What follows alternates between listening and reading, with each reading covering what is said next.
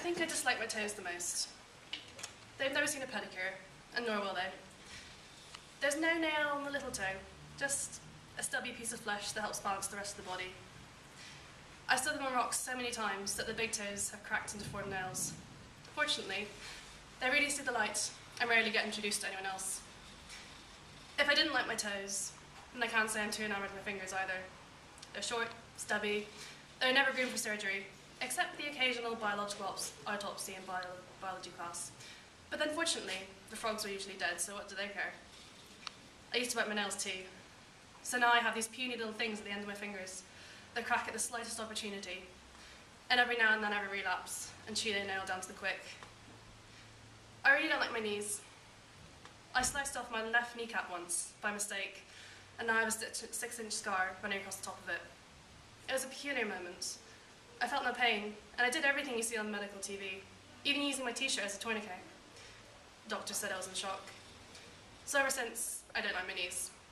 And being that they hinge the top of my body to my toes, I can't say particularly on my legs. They get interrupted by my knees, end to my toes. And because I don't like showing either of those two parts, the legs are bright white. My stomach is the exemplary example of a washerboard stomach, at least as far as I'm concerned. In reality, it's tad flabby, white, oddly shaped, as if muscle is hiding underneath it, and I would be quite amazed if that were true. That funny little hole in the middle of it always catches lint, and it's just a reminder that I was born and I survived. But it sort of detracts from the rippled muscular form that I perceive as my stomach. My chest, on the other hand, is broad, expansive, rugged, but covered in downy hair and freckles. On closer inspection, it doesn't seem to be carrying the rest of me very well.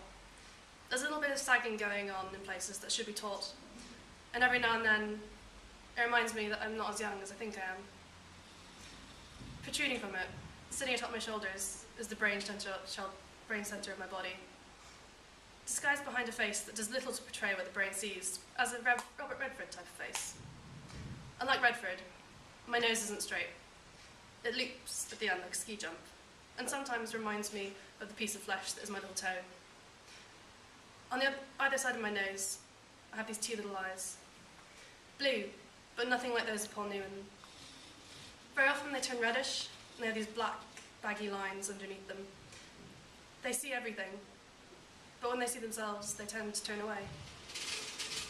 On either side of my eyes, I have what may be the best part of me, my ears. There's really nothing wrong with them, except the left one got banged up once, and now there's a constant ringing in it, which causes a serious lack of hearing. But you can't see the lack of hearing. And so the ears are actually pretty good. Above the ears, and covering a third of my head, is sparse blonde hair.